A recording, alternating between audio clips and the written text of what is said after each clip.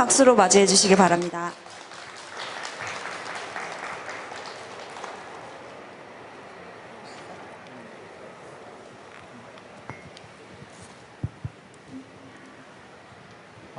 네, 안녕하세요. 안녕 낯선 한글의 저자 유영준, 정유진입니다. 네. 네. 안녕하세요. 네. 저희는 이 책의 공동 저자이기도 하지만 지금 한 집에서 같이 살고 있는 부부 공동체이기도 합니다. 이제 이 책이 나온 지 딱 한 달 정도 됐는데요. 주변 지인들의 반응은 어떻게 이 책에 대한 놀라움보다는 어떻게 부부가 같이 공동 저자로 책을 냈지에 대해서 더 많이 놀라워하시더라고요. 네, 저희도 그게 쉽지는 않았는데 이렇게 옥신각신 티격태격하면서 참 긴 시간이었는데 6년이라는 시간이 걸려서 이 책을 완성하게 되었습니다. 참 오랜 기간이 걸려서 책이 나왔지만은 오늘 이렇게 한글날에 이렇게 뜻깊은 날에 이렇게 뜻깊은 장소에서 우리들이 연구한 새로운 한글을 소개할 수 있어서 너무나도 참 뜻깊고 감개가 무량합니다. 네. 네, 오늘로 한글은 이제 573돌이 되었어요. 길다면 긴 나이이고 또 대한민국의 전체 역사로 보면 또 어떻게 보면 되게 젊은 나이이기도 한데요. 보통 우리가 뭔가를 기념하는 날에는 이벤트를 하잖아요. 그래서 크리스마스 같은 경우에는 뭐 메리 크리스마스 하면서 선물과 카드를 주고받기도 하고, 광복절이나 개천절에는 국기를 개양하면서 우리가 그날을 기념하기도 하고, 또 구정에는 세배를 하거나 차례를 지내면서 또 새해를 맞이하는데, 한글날에는 우리가 뭔가 그 한글의 탄생을 기념하기 위한 무언가를 하지는 않는 것 같아요, 딱히. 그래서 그냥 쉬는 날로 그냥 지나가 버리는 그런 경우가 많은데요. 그런데 오늘 이렇게 별마당 도서관에서 한글의 탄생을 기념하면서 이렇게 저희가 한글의 가치를 전해드릴 수 있는 이런 시간을 갖게 된 것이 정말 뜻깊다고 생각을 합니다. 사실 이 자리가 많은 명사분들이 서셨던 자리라서 저희가 첫 최근엔 저희가 이렇게 여기에서 강연을 하게 되는 것이 약간 부담이 됐기도 하고 염려가 되기도 하는데요. 그렇지만 이렇게 좋은 날 그리고 이렇게 시간을 내어서 이 자리에 와주신 분들께 가치 있고 의미 있는 시간이 되실 수 있도록 준비한 내용을 좀 잘 전해드리도록 하겠습니다. 그 첫 번째 전반부는 제가 이제 이야기를 진행할 것이고요. 후반부에 이제 한글이 어떻게 그림이 될까에 관련해서는 이제 유영준 선생님께서 진행을 해주시도록 하겠습니다. 그러면 이제 강연을 한번 시작을 해보도록 하겠습니다. 오늘 강연의 주제는 안녕 낯선 한글이고, 그리고 이제 저희는 저희 책의 이름처럼 한글을 조금 낯설게 보는 그런 이야기들을 오늘 해보고자 합니다. 한글 하면 여러분 어떤 수식어가 떠오르시나요? 예들으면 훈민정음이 떠오르기도 하고, 뭐 한글을 지은 세종대왕이 떠오르기도 하고요. 그리고 뭐 유네스코에 등재된 문자, 그리고 또 여기 뭐 한글을 만든 연구한 기관인 집현전이 떠오르기도 하지요. 이렇게 수많은 수식어, 훌륭한 수식어를 갖고 있는 이 한글은 우리말을 기록하는 우리의 문자입니다. 그런데 이렇게 고유의 문자를 가진 민족은 세계에 그렇게 많지가 않아요. 그리고 또 어떤 의도를 가지고서 기획을 해서 관찰하고 분석해서 만든 문자는 한글이 유일하기도 하지요. 그런데 오늘 제가 이야기할 것은 어떤 한글이 가진 어떤 문자적 우수함에 대한 이야기는 아니고요. 주제처럼 약간은 조금은 다른 낯선 이야기를 해보고자 하는데, 먼저는 한글의 우수함 이면에 있던 한글의 어려웠던 시간들을 좀 살펴볼까 해요. 한글은 태어나면서부터 핍박을 참 많이 받았어요. 최만리라는 그 집현전의 어떤 수장이 그 임금이 추진한 반대하면서 그것을 반대하는 상소문을 올리기도 했고요. 그리고 만들어지고 나서도 언문, 언서, 암클이라는 것으로 불리는데 이게 무슨 뜻이냐면 상스러운 사람들이나 쓰는 문자, 뭐 여자들이나 사용하는 문자라는 한글을 아주 비하하는 뜻의 단어였어요. 그런데 조선시대 내내 이런 식으로 불리면서 많이 이제 핍박을 받았던 존재였지요. 또 연산군 때에는 그 연산군을 비방하는 벽서가 붙었었는데 그게 하필이면 또 한글로 작성이 되어서 연산군은 이 한글을 익히고 사용하는 것을 금지하는 명령을 내리기까지 합니다. 그런가 하면 일제강점기 때는 어떻죠? 민족 말살 정책으로 인해서 한글은 아예 없어질 위기에 처하기도 했고요. 또 대한민국 초기에는 한글 간소화 작업이라고 해서 한글의 고유의 문법을 거의 대부분 삭제해버리는 그런 위기에 봉착하기도 했었습니다. 또 지금은 어떤가요? 아이가 태어나서 말을 떼기 시작하면 한글을 가르치기보다는 영어를 가르치는 것에 더욱더 열중을 하는 시대를 우리는 그리고 한글은 살고 있기도 합니다. 여기 보시는 이 문서는 3.1 독립선언문이에요.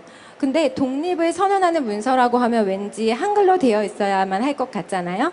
그런데 대부분의 문장이 한문으로 되어 있고 어미와 조사 정도만 이제 한글로 되어 있는 것을 볼 수가 있습니다. 이 시대까지도 한글은 그렇게 대중화가 되지 못했고 오히려 한자 사용이 우선시 되었다는 것을 알 수가 있지요. 아이러니하게도 한글의 대중화를 조금 더 촉발시킨 것은 그 외국인 선교사들이었어요. 그 외국인 선교사들이 이제 우리 땅에 들어와서 그들의 사명을 완수하기 위해서 우리의 말과 글을 배우면서 세상에 이런 문자가 있다면서 너무 놀란 거예요. 왜냐하면 자음과 모음이 초성과 중성과 종성으로 분리가 되는데 그게 다시 합쳐져서 하나의 글자가 되고 그런 원리로 무수히 많은 글자를 만들어내는 이 한글이 그들이 보기에는 너무나 놀라운 존재였던 것이죠. 그래서 그들은 한글을 그렇게 쉽게 습득을 하고 그리고 성경을 번역해서 그들이 한글로 번역한 이 성경이 아녀자들과 아이들을 중심으로 이제 신도들을 중심으로 퍼져나가기 시작하면서 의도치 않게 한글의 대중화에 기여를 하는 역할을 또한 하게 되기도 합니다. 그런데요, 제가 여기서 얘기하고자 하는 것은 외국인이 한글 대중화에 많은 기여를 했다, 그런 역사가 사실이 있다 이런 것보다는 외국인의 낯선 시선으로 보았더니 한글의 어떤 우수한 매력들을 너무나 쉽게 체감할 수 있었다는 것이었어요. 우리에게는 한글이 어떤가요? 우리는 한글을 태어나면서부터 배우고 그것을 너무나 지금 잘 사용하고 있기 때문에 우리도 모르게 한글에 대해서 굉장히 잘 안다고 생각을 하고 있지요. 근데 사실은 아까 말한 그 수식어 외에는 우리가 딱히 한글에 대해서 아는 걸 떠올려 보면 그런 사실들이 그렇게 많지가 않아요. 그래서 한글을 잘 모르기 때문에 어떻게 보면 우리는 한글을 굉장히 가치롭게 여기지 못하고 오히려 영어나 중국어, 외국어를 익히는데 더욱 열중하고 있는지도 모르겠어요. 그래서 저는 이 외국인이 가졌던 그런 어떤 낯선 관점, 우리도 우리에게 익숙한 이 한글을 조금은 낯설게 볼 수 있다면 우리도 어쩌면 한글을 대하는 우리의 자세나 태도, 시선이 조금은 더 나아지지 않을까라는 생각을 해보게 되었어요. 그렇다면 우리에게 익숙한 이 한글을 어떻게 낯설게 볼 수 있을까를 고민해 보게 되었죠. 저희는 한글에서 문자라는 개념을 걷어내고 그것을 세종을 한 명의 위대한 예술가로 그리고 그가 만든 어떤 하나의 위대한 작품으로 보기 시작했어요. 그리고 그 문자라는 개념의 커튼을 걷어내고 본 한글의 존재 그 자체는 저희에게 굉장히 많은 면면들을 보여주었어요. 저희 책은 저희가 발견한 그런 한글의 수많은 다채로운 매력들과 면면들을 기록해 놓은 것이고요. 지금 이 자리에서 여러분에게 간략하게나마 그 내용들을 잠깐 소개해 드리고자 합니다. 저는 이제 4가지의 주제로 이제 한글을 설명을 드릴 건데요. 세종이 만든 한글과 피타고라스가 정의한 개념의 수, 그리고 만델브루트가 연구한 프랙터리라는 개념, 그리고 몬드리안의 추상 미술과 에서의 그래픽 시스템을 한글과 함께 이야기할 것인데 이들이 어떻게 엮어져 나가는지 한번 살펴보도록 하겠습니다. 여기 세종과 피타고라스가 함께 있지요. 서로 다른 시대, 다른 지역에 살았던 이 두 사람은 왜 나란히 놓여 있는 것일까요? 먼저 피타고라스 이야기로 시작을 해보도록 할게요. 피타고라스가 살던 고대 그리스 시대에는 만물의 근원이라고 하는 아르케가 무엇인지를 밝혀내는 것이 당대 학문의 최고 목표였어요. 그래서 철학의 선구자였던 탈레스 같은 경우는 물을 아르케라고 주장을 했고 헤라클레이토스 같은 경우는 불을, 그리고 우리가 잘 알고 있는 플라톤은 이데아를 아르케라고 주장을 했지요. 그런데 피타고라스는 수를 만물의 근원이라고 이야기를 합니다. 피타고라스가 수를 만물의 근원, 아르케라고 이야기하기 시작하면서, 그래서 수를 매개로 세상 이치를 분석하기 시작하면서 이전의 수와 그 이후의 수는 전혀 다른 개념이 되어집니다. 그 이전에는 수가 그저 경험 안에서의 수였어요. 이를테면 이런 거죠. 우리 집에 키우는 소가 10마리가 있고, 그리고 우리 집의 감나무에는 25개의 감이 열렸고, 그리고 우리 집에 아이는 7명이 있고, 이런 식으로 셈을 하는 정도 경험 안에서의 수였다면, 피타고라스가 수를 매개로 세상의 이치를 분석하기 시작하면서 수는 개념으로서 역할을 하게 됩니다. 예를 들면 이런 건데요. 피타고라스는 1부터 10까지의 수를, 자연수를 가장 중요하다고 여겼어요. 왜냐하면 이 각각의 수들이 어떤 세상의 이치를 나타내고 있는 원리를 나타내고 있다고 여겼거든요. 이를테면 이런 건데요. 1 같은 경우는 만물의 근원, 유일한 존재, 신을 의미하는 것이고, 2 같은 경우는 유한과 무한, 그리고 남성과 여성과 같은 대립의 원리를 나타내고 있고, 3 같은 경우는 처음과 중간과 끝이라고 해서 어떤 형상을 빚어내는 원리, 그리고 4 같은 경우는 봄, 여름, 가을, 겨울을 의미하면서 어떤 완전함을 의미하는, 이런 식으로 각각의 수가 세상이 돌아가는 어떤 이치와 원리를 다 대변하고 있다고 여겼고, 그래서 이러한 문양을 만들었는데, 이런 테트락티스라는 이름의 문양을 만들어서 이것을 굉장히 신성시했지요. 그런가 하면 한글은 어떤지 한번 살펴볼까요? 한글이 있기 전에는 이제 우리 말소리가 먼저 있었죠. 우리 말소리에는 현상이 있었는데요. 예를 들어서 뭐 엄마 어디가? 엄마 나 똥 쌌어. 우리 수박설이나 하러 갈까? 이런 것처럼 우리 말소리가 있었는데요. 세종이 이제 우리 말소리를 가지고 문자를 만들겠다라고 결심을 하기 시작하면서 이제 당시에 의문학의 어떤 기준이었던 아설, 순치, 후, 여기 보시는 것처럼 입천장 소리, 혀소리, 입술 소리, 입소리, 목구멍 소리로 그 소리들을 분류해내기 시작합니다.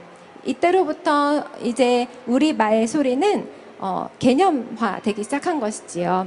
그리고 여기 보시는 것처럼 발음 기관의 형상을 따라서 우리 말 소리를 시각화하고 기호화하면서 지금 현재 우리가 사용하고 있는 한글이 만들어지게 된 것입니다. 이처럼 어떤 현상을 개념화해서 기호화한 것으로 자연의 언어가 인간의 언어가 되어진 것이 바로 이 수와 한글인 것이지요. 이런 면에서 수와 한글은 참 많은 공통점을 갖고 있다고 저희는 발견해낸 것입니다. 다음은 이제 세종의 한글과 그리고 만델브루트가 연구한 프랙탈에 대해서 한번 함께 이야기를 해보도록 할게요. 프랙탈이라는 개념에 대해서 잠시 설명을 해보도록 하겠습니다. 여러분 브로콜리를 아시죠? 브로콜리는 어떻게 생겼죠? 나무와 같은 모양으로 생겼는데 그 안에 조그만 나무들이 막 모여 있는 걸 볼 수가 있어요. 그 부분과 전체가 굉장히 닮아 있지요. 그런데 브로콜리만 그런 게 아니라 여기 보시는 고사리나 양배추나 구름이나 번개나 뇌구조나 눈송이도 다 부분과 전체가 닮아 있게 이런 형상을 하고 있어요. 그런 특성을 전체가 부분과 닮았다고 해서 자기 유사성이라고 이야기를 하고요.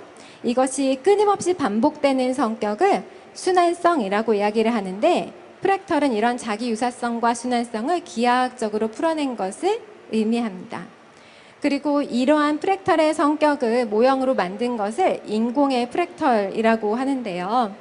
이것은 시어핀스키라는 사람이 만든 카펫이라는 프랙털 모형인데, 여기 보시면 이런 복잡한 이 문양은 처음에 전체 사각형을 구등분을 해서 중간을 삭제하는 이 단순한 원리의 최초 변수가 반복되면서 이런 부분과 전체가 닮은 구조가 끊임없이 반복되면서 만들어지는 프랙털의 형태를 띠게 되는 것이지요.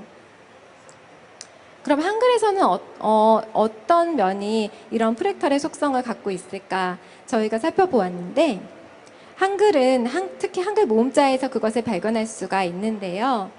한글 모음자는 그 획의 역할을 하는 점과 가로획, 세로획의 조합으로 모음들이 만들어지게 됩니다. 그러면서 모음은 그렇게 조합이 되면서 이렇게 무한히 확장해 나아가게 되는 것이지요. 지금 여기 보시는 이 그림처럼요. 부분과 전체가 닮아서 그것이 반복되면서 끊임없이 퍼져나가는 프랙탈의 형태를 띠고 있다고 이야기를 할 수가 있겠는데요. 우리가 사용하는 모음은 굉장히 유한한데 어떻게 이렇게 반복되면서 퍼져나갈 수 있다고 하는 것이죠? 라는 의문을 가질 수가 있겠지만은 사실 우리가 사용하는 단어, 지금 사용하는 단어나 문자가 유한적이어서 그렇지 한글은 소리를 바탕으로 만들어진 문자이기 때문에 그 글자가 조합되는 원리는 무한히 많은 글자를 생성해낼 수 있는 가능성을 갖고 있습니다. 그렇기 때문에 이런 원리가 성립을 할 수 있다는 것이고요. 그런가 하면 프랙탈은 효율의 패턴이기도 합니다.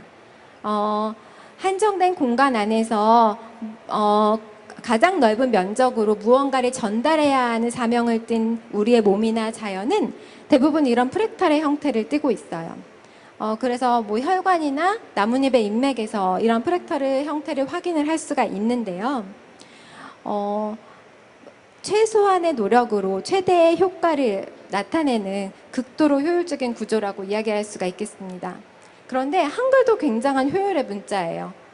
한글은 기읍, 니은, 비읍, 시읒, 이응이라는 기본 자음자 5자와 아까 보신 그 획과 점인 획과 가로획, 세로획 이 세 가지 모음의 요소가 만나서 11,172자라는 엄청나게 많은 숫자의 글자를 만들어내고요. 그리고 또 그 밖에도 우리가 사용하고 있지 않지만 표현하고자만 하면 무한히 많은 소리를 만들어낼 수 있는 가능성을 지니고 있죠. 엄청나게 효율적인 형태의 문자인 것이지요. 이처럼 한글은 프랙탈이 가지는 자기 유사성이나 순화성으로 인한 효율 구조를 한글에서도 띠고 있는 것을 저희가 확인해 보았습니다. 다음으로는 이 세종이 만든 한글에서 찾아볼 수 있는 어떤 추상 미술에 대해서 한번 이야기를 해볼까 해요. 보통 우리가 뭔가가 추상적이다.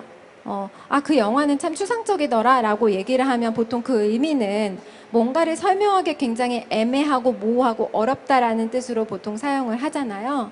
그런데 추상의 본래 정의는 조금 달라요. 공통의 부분을 추려서 기본을 파악하는 작용이라는 뜻을 갖고 있는데요. 쉽게 설명하면 이런 거예요. 강아지가 5마리가 있고 딸기가 5개가 있고 커피가 5잔이 있는데 이것의 공통의 부분을 추리면 5이라는 것이 나타나는 것. 그 공통의 부분이 바로 추상화가 된다는 것인데요. 시각적으로 좀 설명을 해보면 이렇습니다. 여기 이 세 개는 나무를 묘사한 거예요. 몬드리안의 작품인데요. 첫 번째 보시는 붉은 나무라는 제목의 이 작품에서는 나무가 그 나무의 어떤 결이라든지 나무에 달린 잎사귀가 흘러내리는 모양이라든지 가지가 세밀하게 잘 묘사가 되어 있어요. 그 나무의 인상을 정말 잘 묘사해 놓았지요.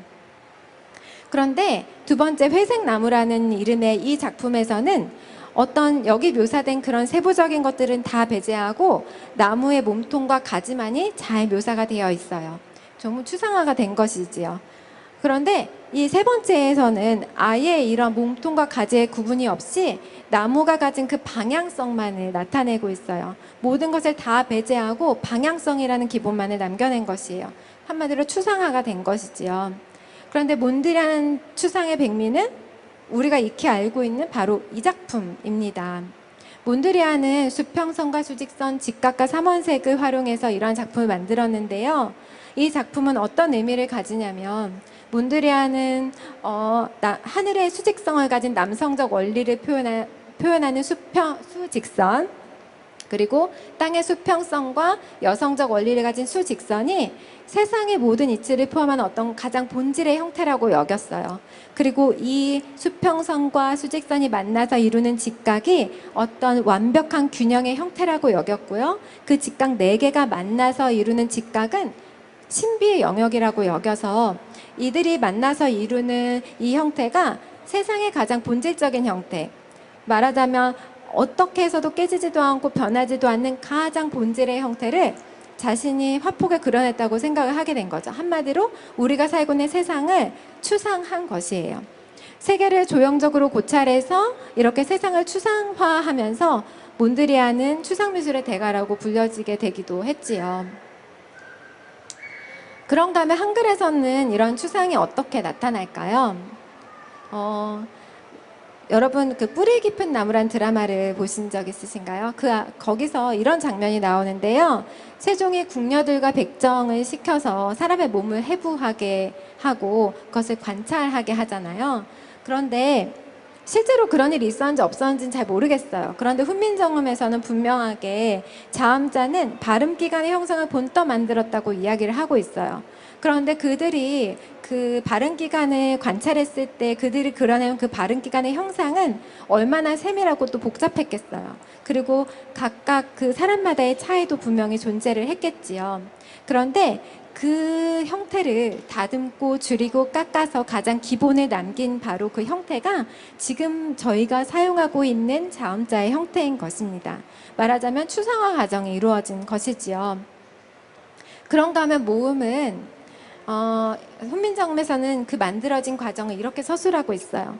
둥근 하늘을 본떠서 점을, 평평한 하늘을 본떠 가로획을, 그리고 서 있는 사람을 본떠서 세로획을 만들었다라고 이야기를 하고 있죠. 훈민정음 자체에서 한글의 모음자를 만들면서 추상화했다는 것을 직접적으로 서술을 하고 있는 것이에요. 근데 재밌는 건요. 이 훈민정음에 지어진 한글이 창제된 그 시기의 미술사를 살펴보면 그 대부분 풍경을 아름답게 재현하는 구상화가 대세였는데 어떻게 세종은 이 한글이라는 문자를 만들면서 추상이라는 사유 방법을 사용할 수 있었을까라는 것이죠. 생각하면 생각할수록 저는 이게 굉장히 놀라운 포인트라고 생각을 해요. 왜냐하면 미술사에서는 거의 근대에 다다라서야 그 추상화가 나타나기 시작을 하니까요. 다음 이야기는 이제 그 세종이 만든 한글과 MC 애셔의 그래픽 작업을 함께 이야기해 보도록 합니다. MC 애셔라는 분은 좀 생소하신 분들이 계실 거예요. 그의 작품을 한번 소개하면서 이야기를 진행을 해보겠습니다. 오른쪽에 보시는 이 그림은 영화 인셉션에 나오는 한 장면인데요. 여기 나오는 이 계단은 실제로는 존재할 수가 없는 계단이에요. 왜냐하면 올라가면의 높이와 내려가면의 높이가 같아서요. 올라가도 내려간 것이고 내려가도 올라간 것이 돼서 이게 끊임없이 반복을 하고 있거든요. 그런데 이 장면은 바로 MC 애셔의 어떤 상대성이라는 작품을 기반으로 하고 있습니다. 여기에도 이런 계단이 묘사가 되어 있는 것을 볼 수가 있지요. 이처럼 애셔는 어떤 차원과 차원을 넘나드는 표현, 그리고 무한성을 묘사하는 표현이라든지 기하학적으로 완벽하게 면이 분할된 표현을 하는 좀 일반적인 그림을 그리는 그런 작가는 아니었어요. 그런 식의 작업을 많이 했었는데요. 애셔 작품의 특징은 그가 갖고 있는 어떤 고유한 시스템이었어요. 어떤 시스템이냐면 평면의 규칙적 분할이라고 이름하는 시스템이었는데요. 이게 뭐냐면 그 기본 도형을 바탕으로 하는 그리드를 짜서 그 안에 유기적 형태를 빈틈없이 짜맞추어 넣은 그런 시스템을 말하는데요. 여기 보시면 이 사람과 어떤 악마의 형태가 유기적이지만 이게 빈틈없이 잘 짜맞추어서 서로 돌아가고 있는 것을 확인할 수가 있지요. 그리고 오른쪽 작품에서는 도마뱀이 서로 이렇게 맞물리면서 어떤 차원과 2차원에서 3차원으로 3차원을 갖다 다시 2차원으로 돌고 도는 무한성이 표현되어 있고, 그리고 무한성이 표현되어 있는 것을 볼 수가 있습니다. 애셔는 주로 이러한 작업을 많이 했던 사람인데요. 여기서 애셔가 표현하려고 했던 것은 네, 어떤 앞에요? 제가 막고 있어서 안 보이시나요? 죄송합니다. 이거요? 네. 그런데요, 이런 작품을 통해서 애셔가 표현하려고 했던 것은 완벽한 대칭성이었어요. 우리가 보통 대칭이라고 하면 데칼코마니 같은 형태를 많이 생각을 하잖아요. 그런데 대칭은 이것은 대칭이 갖고 있는 어떤 일부의 속성이고요. 사실 대칭이 갖고 있는 본래 정의는요, 조화롭고 아름다운 분할과 균형의 감각이에요. 그래서 이러한 조화와 어떤 균형의 감각을 표현하기 위해서 에셔는 기하학적 그리드를 사용을 하고 회전, 평행, 이동, 반사라는 대칭의 어떤 원리들을 사용하고 그리고 명암의 반전을 통해서 왼쪽에 보신 이런 완벽한 대칭의 형태를 구현해내는 것을 그는 그의 작업 일생의 목표로 삼았던 것이지요. 에셔 작품의 큰 축은 지금 설명드린 것처럼 시스템, 그가 가진 고유한 시스템과 대칭이라고 할 수 있는데 재미있게도 한글에서도 이런 시스템과 대칭의 성격을 찾아볼 수가 있어요. 한글에도 고유한 시스템이 있는데요. 그건 뭐냐면 모아쓰기라는 합자 원리입니다. 자음과 모음을 초성과 중성과 종성이라는 소리의 형태로 다시 치환을 해서 그것을 하나로 모았으면서 하나의 음절을 완성하고 그것으로 글자를 만드는 고유한 시스템인 것이지요. 그 시스템은 이렇게 기본적으로는 6가지의 형태로 나타나는데요. 이 6가지 기본의 경우의 수가 획이 더해지는 것과 합자, 겹자음, 겹받침과 같은 합자 원리가 만나면 무한대의 경우의 수를 발생시킬 수 있습니다. 굉장한 시스템인 것이죠.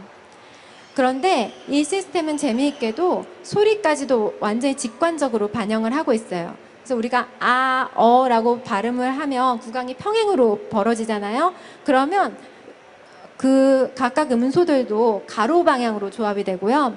오, 우라고 발음을 하면 이렇게 구강이 좁아지는 소리를 내면 이렇게 음소들이 세로 방향으로 조합이 돼서 소리까지도 완벽하게 직관적으로 반영을 하고 있는 시스템인 것이지요.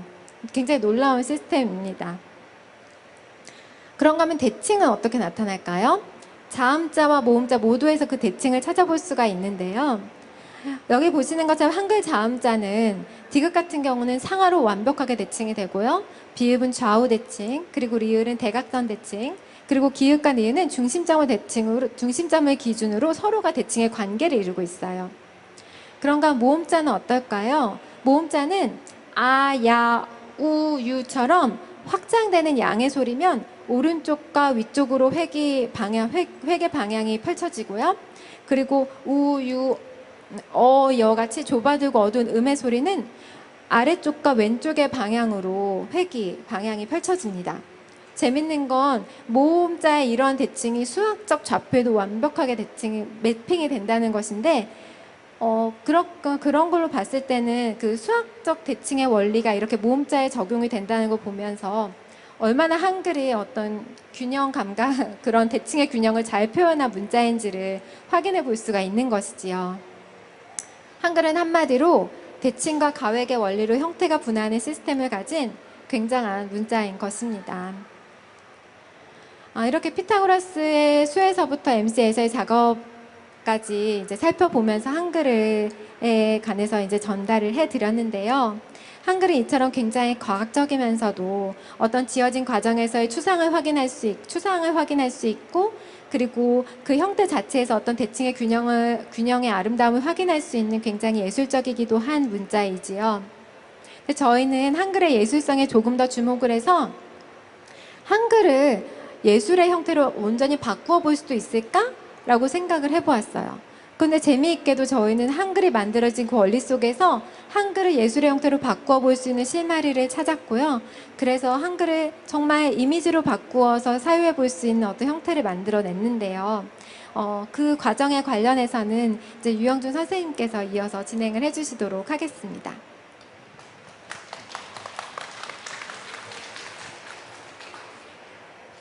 네, 앞에서 말을 하나도 더듬지도 않고 너무 잘해주셔서 좀 심적 부담이 되는데 저도 이렇게 편한 마음으로 잘 진행해 보도록 하겠습니다. 네, 앞서서 이제 한글의 제자 원리에 담겨 있는 이런 과학과 수학, 철학, 예술에 대한 이런 문자 외의 속성들을 살펴봤다면은 이제부터는 한글의 제자 원리를 이용해서 한글이 그림이 될 수 있고 예술이 될 수 있는 것에 대해서 설명을 드리도록 하겠습니다. 자, 아직은 이 상상이 잘 안 가실 건데요. 어떻게 한글이 그림이 될 수 있을까요? 또 그리고 그 그림이 된 한글은 과연 어떤 모습으로 표현이 될지 한번 이 강연을 들으시면서 한번 그 한글이 만드는 그림의 모습을 한번 연상해 보시길 바랍니다. 그리고 후에 나오는 그 그림의 모습과 한번 비교해 보면서 얼마나 그것과 근사한지를 확인해 보는 것도 하나의 재미가 될 수 있을 것 같습니다.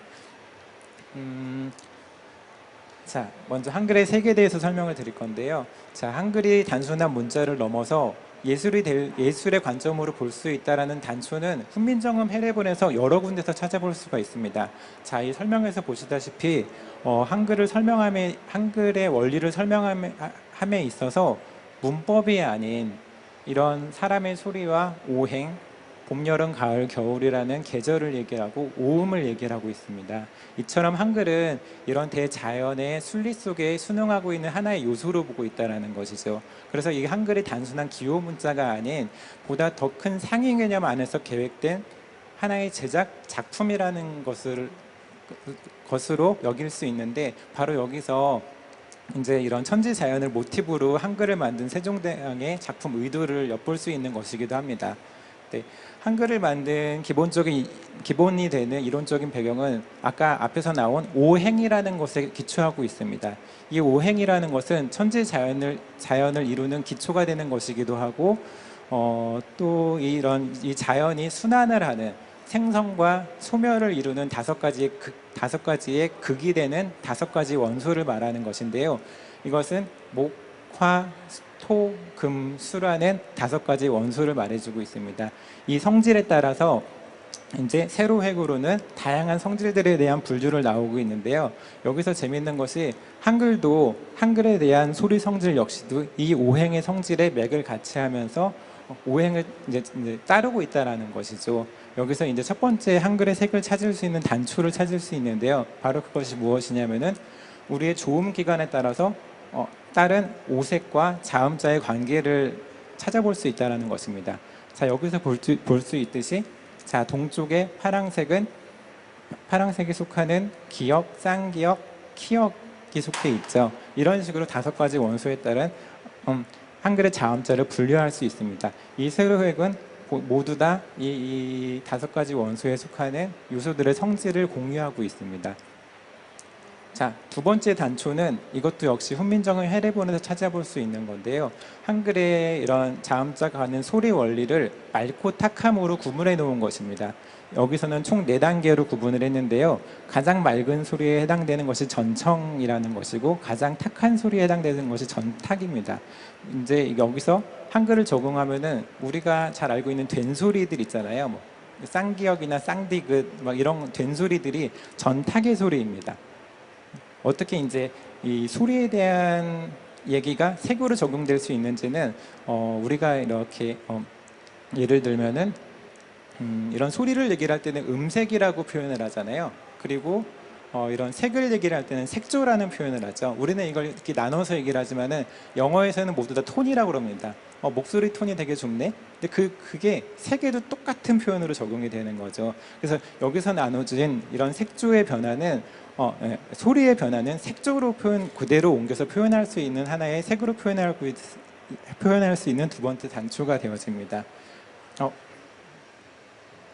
자, 이렇게 이제 아까 처음에 봤듯이 한글의 색군이 정해지고 그거에 따른 색조로 나눌 수 있는 한글의 이제 이런 분류를 찾아볼 수 있는데요.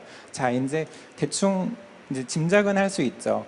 만약에 기역 같은 경우는 청색군에 속하는 가장 맑은 소리, 가장 채도가 높은 색이 기역의 색이 되겠죠. 마찬가지로 적색군의 전청이 되는 디귿은 가장 채도가 높은 빨강색이 디귿자의 색이 되겠죠. 그리고 반대로 이제 된소리인 쌍기역은 청색군에 속한 가장 탁한 색조가 쌍기역의 색이 되겠죠. 자, 이제 이렇게 이제는 짐작을 할 수 있는데, 이제 더 구체적으로 한 걸음 더 들어가서 한글의 이제 색상을 지정해야 됩니다. 자, 색상이라는 것은 지정하기 위해서는 필요한 것이 있는데 바로 색표준이라는 것이 필요한데요. 자, 이제 한글의 색으로 이제 색표준을 지정하는 거에 있어서 당연히 처음 떠올린 것은 우리의 이제 오방색 체계인데, 오방색 시계가 뭐냐면 우리가 잘 알고 있는 우리 전통색입니다. 자, 이제 오방색이라는 것이 단순히 5가지의 색으로 알고 있는데 아까 그 오행의 표에서 보셨듯이 이 오행이라는 것은 이제 생선과 소멸을 같이 하면서 다 연계되어 있는 하나의 체계거든요. 마찬가지로 이 오행을 중심으로 우리 전통색들이 다 연결되어 있는 우리 전통색들을 볼 수 있습니다. 그래서 여기서 한글의 색을 색상을 지정하면은 되게 한글의 의미에도 부합하는 되게 의미 있는 작업이 되겠다라고 생각을 해서 막상 색상을 지정해 보니까 좀 몇 가지 문제들이 발생을 했습니다. 뭐냐면은 자, 청색 같은 경우는 자, 여기선 되게 맑고 파란색이 오방색으로 쓰여지긴 했는데 전통색에서의 청색은 뭐냐면은 자, 우리가 흔히 알고 있는 남색 있죠. 되게 짙은 남색이 전통색에서는 청색입니다. 그래서 가장 맑은 색으로 청색을 넣어야 되는데 남색을 넣는 순간부터 그 다음 차청, 불청부탁, 전탁이라는 탁해지는 단계를 내야 되는데 가장 맑은 색이 남색이 돼버리니까는 한글이라는 소리가 가진 성질하고 색이 매칭이 안 되는 거예요. 그리고 여기에 나와 있는 이 점점의 표현들이 우리가 사용하고 있는 한국의 전통색인데 이 표본수가 너무 적어가지고 한글을 세분화해서 적응하는 데 많은 문제들이 발생을 했습니다. 그래서 두 번째로 찾은 것이 바로 한국산업표준색입니다. 이 한국산업표준색이 뭐냐면은 우리나라 이제 국가에서 지정한 우리나라에서 지금 쓰고 있는 색체계입니다. 기준이 되는 색체계인데요. 이것은 이제 우리나라 이제 우리 말에 대한 정서를 담아서 우리나라 이름의 색 이름들을 다 정했고요. 이 색체계는 먼세례 방식을 택하고 있습니다. 그래서 보다 과학적이고 현대적인 접근이 가능하죠. 그래서 이제 이걸 가지고 이제 한글의 색을 한번 대입을 해봤더니 앞서 전통색에서 발생했던 문제들을 다 해결할 수 있었고요. 또 보니까는 오히려 전통색보다도 한글이 만든 세종의 의도에 더 가깝게 접근할 수 있다고 그래야 되나요? 보다 세종은 되게 과학적인 원리로 자음자를 만들고 접근을 했잖아요. 이 색 역시도 훨씬 더 과학적인 원리로 접근하니까 현대적 감성을 담고서 어떻게 보면 세종의 의도한 한글의 소리의 색에 더 가까운 색을 지정할 수 있었습니다. 네, 이렇게 해서 이제 지정된 것이 자 KS 표준색을 따른 이제 한글의 색입니다. 동쪽에 해당되는 청색구부터 볼 텐데요. 저희 아래에 선명한, 연한, 어두운 색조를 말합니다. 그리고 이제 아까 자음자를 분류한 전청, 차청, 불청, 부탁, 전탁의 단계가 있고요. 자, 이제 이것이 보면은 자, 이제 동쪽의 파랑색에 속한 선명한이라고 하면은 가장 맑은 색이죠. 선명한 파랑색은 전청의 파랑색인 기역의 색이 되는 겁니다. 그리고 가획이 진행돼서 이제 차청이 되는 파랑색이 차청의 경우는 연한 색조를 가진 파랑색이 키역의 색이 됩니다. 그리고 마찬가지로 불청불탁에 해당하는 자음자는 존재하지 않고요. 전탁의 경우는 이제 파랑 색상을 가진 어두운 색조의 쌍기역이 전탁의 색이 되는 겁니다. 이런 식으로 이제 남쪽의 빨간색 불에 해당되는 색군의 자음자도 같은 원리로 전청이 되는 빨간색부터 전탁의 어두운에 해당되는 쌍디귿까지 색들을 지정할 수 있고요. 같은 원리로 중앙에 이제 황색군에 속한 색들, 이제 백색군은 조금 다릅니다. 여기서 색조를 보면 흰하고 회를 볼 수 있죠. 앞에서의 빨강, 파랑, 노랑은 유채색이기 때문에 선명한이 가장 맑은 색이지만은 흰색군에서 백색군에서 가장 맑은 색은 하얀색이 가장 맑은 색이 되겠죠. 반대로 흑색군에서의 가장 맑은 색은 검정색이 가장 맑은 색이 되는 것입니다. 그래서 오방색 중에서 흑색과 백색군에 대한 색조는 가장 전청이 되는 것은 흰의 색조가 하얀색이 되는 거. 앞에 유채색하고는 조금 다른 접근입니다. 그래서 쌍지읒은 회색이라는 거를 전탁으로 공유하기 때문에 회색이 백색군의 이제 전탁이 됩니다. 마지막으로 후음에 속하는 이제 흑색군인데요. 흑색군은 우리 목구멍 소리라고 그러죠. 이제 이응하고 히읗이 있는데 이것은 이응 같은 경우는 음가가 없습니다. 그래서 우리나라 이제 한글을 쓰면서 이응을 빼고도 읽을 수 있는 거잖아요. 음가를 전혀 갖지 않는 색이거든요. 그래서 음가가 없다는 것은 색으로 치면은 색상을 가지지 않다는 말이 되기 때문에 무채색만을 사용해서 이 단계를 나누었습니다. 자, 이렇게 자음자의 색을 다 추출해 봤고요. 나머지 모음자가 남았겠죠. 자, 모음자는 굉장히 간단합니다. 한글이 되게 과학적인 방법으로 이렇게 세밀하게 접근을 했다면 모음자는 삼재 사상이라고 들어보셨나요? 바로 하늘과 땅과 사람을 나타내는 이런 천지인을 삼재 사상이라고 그러는데요. 이 사상에서 따왔기 때문에 이 설명 제자에서의 설명 역시도 굉장히 간단합니다. 자, 하늘을 상징하는 적색의 하늘의 양극, 이런 식으로 청색의 가로획, 세로획은 사람이 서 있는 모습과 같죠. 황색을 나타내는 것을 상징적으로 담고 있는 문양이 있는데요. 바로 우리가 잘 알고 있는 삼태극입니다. 삼태극에서 이 세 가지가 노란색의 사람과 하늘과 땅을 나타내는 것으로 이게 회오리 치면서 뭔가 이렇게 이제 순환하고 있는, 뭔가 작동하고 있는 모습들을 나타내는 것입니다. 그래서 모음자의 색으로는 바로 이 삼태극의 색을 그대로 사용했습니다. 그래서 이제 이거는 어떻게 보면은 한글의 자음자가 아까 말씀드린 것처럼 과학적인 원리로 접근했다면 모음자는 사상으로 접근한 것이기 때문에 전통색을 그대로 사용했습니다. 그래서 이 전통색에 나타내는 청색과 황색과 적색을 이제 자음의 색으로 지정하였습니다. 자, 이렇게 자음과 모음의 색을 모두 이제 추출을 한 것이 이제 한글의 색상표인데요. 참 뭔가 되게 생소하죠. 한글을 색으로 이렇게 팔레트로 표현될 수 있다는 것이 되게 재미있는 일인 것 같아요. 자, 이제 이렇게 색상이 준비되고 나니까 이제 막 이걸 가지고 뭘 해볼까. 만약에 제 이름이 유영준이니까 이응을 따고 을을 따고 점 두 개를 찍으면 유가 되는 거겠죠. 키보드 입력하는 방식, 이게 뭐지? 휴대폰에서 문자 입력하는 방식하고 똑같습니다. 영준이라고 하면은 이응을 갖다 놓고 점을 두 개 찍고 이를 긋고 다시 이응을 갖다 놓으면 0이 되겠죠. 자, 근데 아직은 이걸 가지고 뭘 해보기에는 좀 아직 이르고요. 자, 이제 이렇게 물감이 준비되긴 했는데 아직 준비되지 않은 것이 하나가 있죠. 뭐냐면은 바로 밑그림입니다. 자, 이제 그림이 된다는 것은 색과 이제 형이 존재해야지 이제 그림이 완성이 될 텐데, 이제 살펴볼 것이 이제 한글의 형입니다. 이제 이 형 위에 이제 한글의 색이 입혀지게 되겠죠.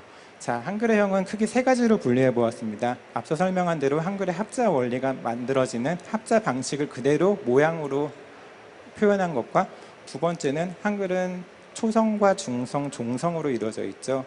이게 소리로 치면은 처음 소리, 중간 소리, 끝 소리 하나의 그 파형과 같은 이렇게 울려 퍼지는 나가는 모양을 만들 수 있을 거고, 세 번째로는 변형이라는 이름을 달아봤는데요. 이거는 뭐 주시경 선생님이 한글의 풀어쓰기를 한번 시도해봤던 것처럼 이 합자를 기본으로 해서 다양한 모양으로 또한 변형을 시킬 수 있거든요. 그래서 이 세 가지가 만드는 형을 한글의 형으로 보았습니다. 그래서 첫 번째가 이제 이렇게 모아쓰기가 만드는 문인데, 자, 이렇게 한글이 결합되는 방식을 그대로 사용하고 6개의 방식에서 만약에 한 번 더 쪼갠다면은 이렇게 뭐 니은, 히읗, 니은, 지읒과 같은 겹자음들이 받침으로 오는 경우가 있잖아요. 그런 경우로 치면 총 9가지의 기본형이 나오게 됩니다. 그리고 두 번째는 이제 소리의 발화 순서가 만드는 문의로 이제 첫 소리에 해당되는 자음과 중간 소리인 모음, 그 다음에 끝 소리인 종성의 모음을 이렇게 울려 퍼지는 모양으로 나타내는 형태가 한글이 만드는 이런 무늬가 만들어질 수 있겠죠. 그리고 세 번째로 풀어쓰기 방식으로 표현을 해봤는데, 이 풀어쓰기 방식은 받침이 없이 받침을 일렬로 나란히 쭉 나열해 놓은 겁니다. 아까 말씀드린 것처럼 키패드로 이런 한글을 입력하는 방식하고 똑같은 진행으로 보시면 됩니다. 자, 이제 이렇게 만들어진 한글의 색과 형을 한번 결합시켜 보겠습니다. 자, 이것이 첫 번째로 이름을 붙여본 것이 조각보 모양이라는 말을 붙여봤는데요. 만약에 한글에는 기본자라는 게 존재하죠. 자음자 5자, 모음자 3자라는 기본자가 무수히 많은 글자를 만들어내잖아요. 이제 한글을 그림으로 표현했을 때는 이것과 똑같이 기본형이라는 것이 존재합니다. 이 기본형 하나만 만들면은 이 기본형에서 모든 이미지들이 파생되는 거죠. 이 아까 프랙탈에서 본 것처럼 이 모체를 닮은 모체의 감성을 가지고 있는 파편들이 만들어지게 됩니다. 자, 이름을 조각보로 적기 때문에 조각보라는 시를 한번 이제 대입해 보려고 하는데요. 조각보, 돌이켜 벌어질 인생의 조각은 없다. 슬픔 뒤에는 언젠가 올 기쁨의 조각을 잇대고 불평 뒤에는 감사의 조각을 만들어 있대라. 오색 찬란한 상해의 조각부가 펼쳐질 것이다. 자, 이렇게 볼 때는 우리가 글로 읽는 하나의 문자가 되는 것이죠. 근데 이거를 그대로 그림으로 변환을 시키면은 이런 식의 한글을 만든 원리 방식 그대로 그림으로 변환을 시킬 수 있게 됩니다.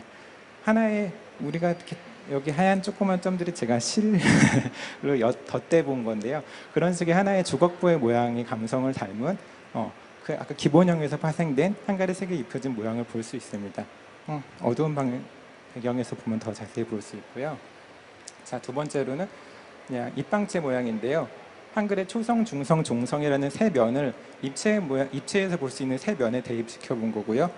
이제 하늘에 해당되는 점은 이렇게 사방이 점으로 표현을 해서 이제 모음과 함께 결합을 하게 됩니다. 그래서 이거는 이제 괴테의 명언에 한번 대입시켜 봤을 때 이제 아까 사각형이라는 기본형에서의 이러한 한글 이미지들이 만들어지는 것입니다. 자, 이제 세 번째로 이름을 물수제비 모양이라고 해봤습니다. 자, 이제 물에다가 이렇게 돌을 밑으로 힘껏 던지면은 타다다다닥 하면서 이제 이렇게 파형들이 만들어지죠. 네, 그런 모양이 연상이 돼가지고 물수제비 모양이라는 이름을 붙여봤는데요.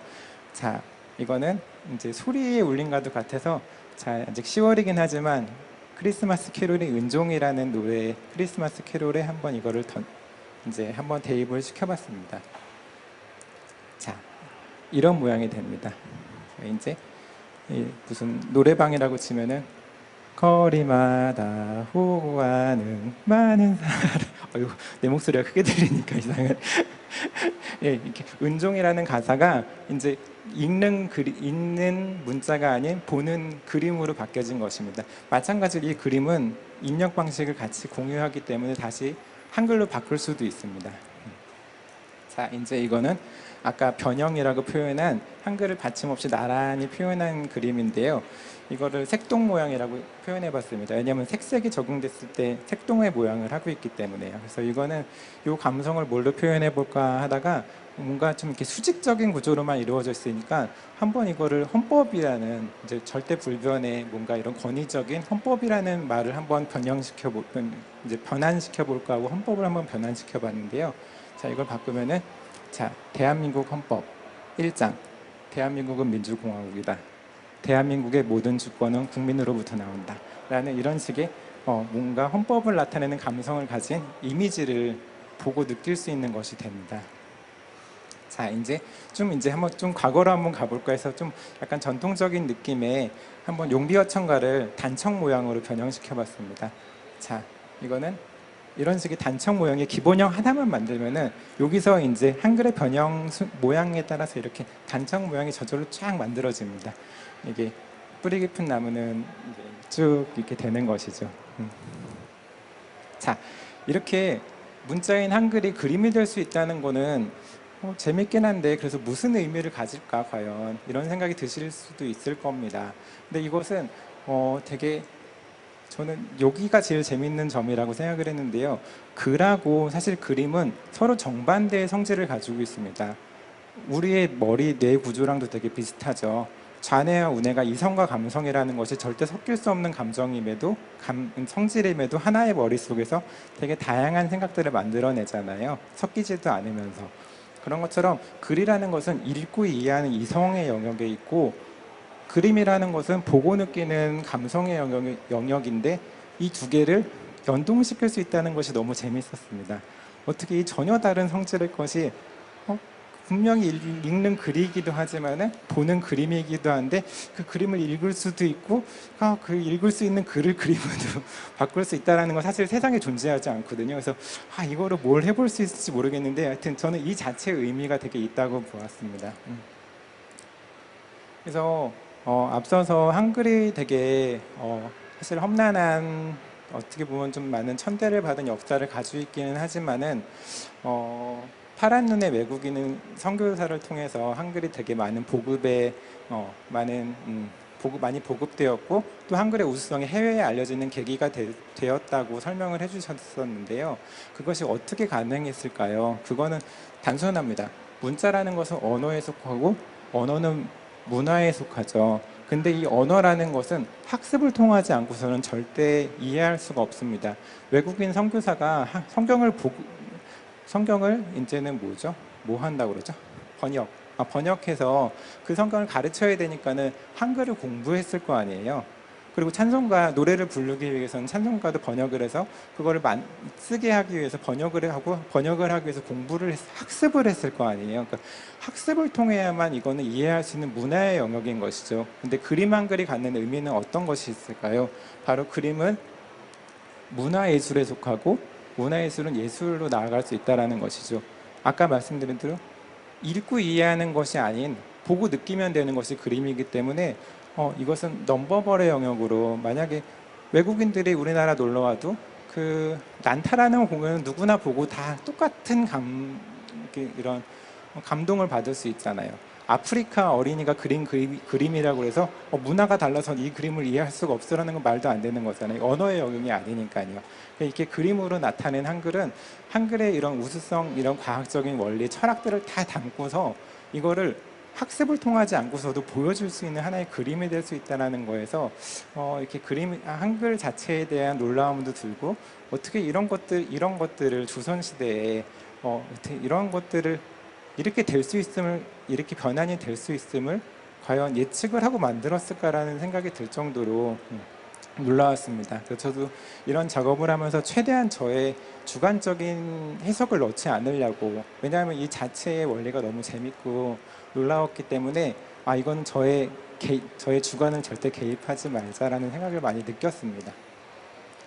그래서 이제 오늘의 강연을 마무리하면서 이제 이 얘기를 다 함축하고 있는 단어로 뉴트로라는 단어를 한번 이제 제시해 볼까 하는데요. 뉴트로라는 단어 요즘에 참 많이 쓰여지는 단어죠. 이게 뭐냐면 신조어인데요. 이제 새로움을 뜻하는 뉴와 이제 이런 복고를 뜻하는 레트로가 합쳐진 하나의 합성어입니다. 이제 새로움과 과거의 전통이 같이 공존하면서 조화를 이루는 것이죠. 자, 이게 어떤 말이냐면은 이 그림을 보시면은 자, 우리에게 익숙한 세종의 모습은 무엇인가요? 바로 골룡포를 입고 있는 세종이 우리에게 익숙한 모습이죠. 하지만 이 그림에서는 홍대를 가야만 볼 수 있을 것 같은 이런 비닐을 쓰고 되게 힙한 복장의 세종을 볼 수 있습니다. 이런 것처럼 뭔가 뉴트로라는 것은 과거와 현재가 공존하면서 뭔가 낯설지만 익숙한 되게 묘한 감성을 가지고 있거든요. 그래서 이것이 어떻게 보면은 조선시대의 세종대왕이 만든 훈민정음에 오늘날 현대 감성에 색을 입히고 옷을 입혀서 그림 한 글을 만든 것처럼, 자, 이 뉴트로라는 단어가 이런 과거와 현재의 의미를 전달해 주는 것 같습니다. 그래서 자, 여기 이제 마무리하는 말로, 세종대왕이 어떻게 보면은 지금 오늘날 한글을 쓰는 우리들한테 붓을 한 자루씩 선물해 줬다고 봅니다. 그래서 만약에 선물 받은 이 붓을 그냥 너무 흔하기 때문에 그냥 방치해 둔다면은 나랑 상관없는 것이 되겠죠. 근데 이 붓을 그렇지 않다면은 전통이 있는 것이기 때문에 간직만 한다고 한다면은 이 붓은 하나의 골동품에 지나지 않을 것입니다. 하지만 세종대왕이 우리에게 붓을 준 이유는 이것을 잘 활용하라고 좀 무한대로 사용하라고 준 거거든요. 그래서 이 세종대왕이 우리에게 선물해 주는 이 붓으로 우리는 멋진 글을 쓸 수도 있습니다. 6년이 걸렸지만 처음 낸 책을 이렇게 책으로 낼 수 있었던 것처럼 멋진 글을 쓸 수도 있고, 이 붓으로는 멋진 그림을 그릴 수도 있습니다. 그래서 한글을 이제 어디나 한글이 존재하잖아요. 참 우리 눈에 있는 이런 익숙함들을 좀 가려내고 우리의 이제 오늘과 내일을 만들 수 있는 새로움의 도구로 한글을 사용하시면 보다 오늘 한글날 의미 있는 새로운 한글을 만나실 수 있을 것입니다. 네, 오늘로 이 강연을 마치도록 하겠습니다. 감사합니다. 한글날을 맞이해서 두 분이서 멋진 강연을 준비해 주셨는데요. 혹시 질문 있으신 분 계신가요?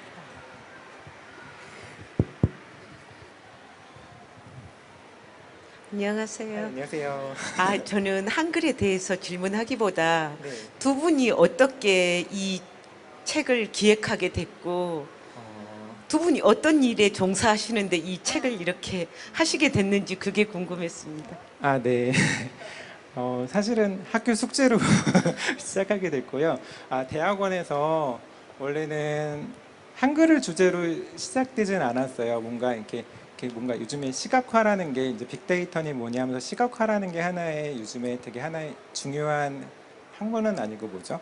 시각화라는 게 되게 중요하게 사용되고 있잖아요. 그래서 뭔가 주제가 있어서 뭔가 시각화를 해보려고 그랬는데 그때 마침 사실 국문과에 다니는 같은 팀원 한 명이 있었는데 제가 만든 이게 한글에도 되게 비슷한 원리가 있다라고 팁을 준 거예요. 그래서 그래? 하고 보니까는 진짜 한글에 이런 그림으로 바꿀 수 있는 시각화할 수 있는 요소들이 있다라는 것을 그때 힌트를 받게 됐어요. 그래서 힌트를 받고 나서 사실 뭐 학교 과제야 시간이 지나면 끝나는 거니까 사실 끝내면 되는데 이게 과연 진짜 모든 한글을 다 표현할 수 있을까라는 게 너무 궁금해가지고 한번 이제 그때부터는 저희 관심사가 된 거죠. 그래서 이거를 한번 진짜 파보자. 이거는 되게 너무 재밌는 취미가 될 수 있고 되게 의미 있는 작업이 될 수 있다 해가지고 그냥 저희 부부의 취미가 된 것이고 그게 이제 둘의 공통 이제 관심사가 되면서부터 이제 계속 이제 뭔가 파면 팔수록 모든 이제 뭐 시작은 발견에서부터 시작되잖아요. 그래서 이거 되겠는데라는 발견을 하고 나서부터는 파니까는 파고 파도 뭐가 자꾸 나오는 거예요. 그래서 이 책이 완성된 거고 사실은 지금도 파고 파도 계속 새로운 것들이 많이 나와가지고 앞으로 2권, 3권에서 어떤 내용들이 실려질까라는 한글이 되게 그런 면에서 재밌더라고요. 근데 이거를 아까 말씀드린 익숙한 것으로 보면은 그냥 흔한 것이 돼버리는데 정말 사실 너무 재밌어서 작업을 하게 된 거예요. 그래서 저는 직장에 다니고 있고요. 그렇기 때문에 이제 전업 작가가 아니기 때문에 더 재밌게 어떻게 보면 편한 마음으로 한글에 대해서 연구를 할 수 있었던 것 같아요. 저희 배경에 대해서 설명을 좀 드리면 이분은 이제 YTN 방송사에서 디자인을 하시는 분이고 저는 이제 같은 대학원 출신이고 저도 디자인을 전공을 했는데 저는 이제 카카오에서 UX 디자인을 하고 있다가 아이를 낳고 나서 이제 회사를 그만두게 됐고 전적으로 이제 남편의 작업에 동참하게 되면서 이제 이 책을 쓰기 시작을 하게 됐죠. 그래서 그렇게 해서 저희 작업은 시작이 되게 되었습니다. 네. 네, 너무 말씀 잘 들었고요. 두 분이 정말 다정하게 상당히 보기 좋습니다. 네. 아까 비주얼에 관련돼 있는 쪽으로 네. 한글을 미술이나 시각적인 색상이나 디자인으로는 표현했던 것에 너무 감명을 받았는데 혹시 한글을 음악적으로 네. 음악적으로 해석할 수 있는 그 연구를 네. 한번 해보실 의향은 없으신지. 네.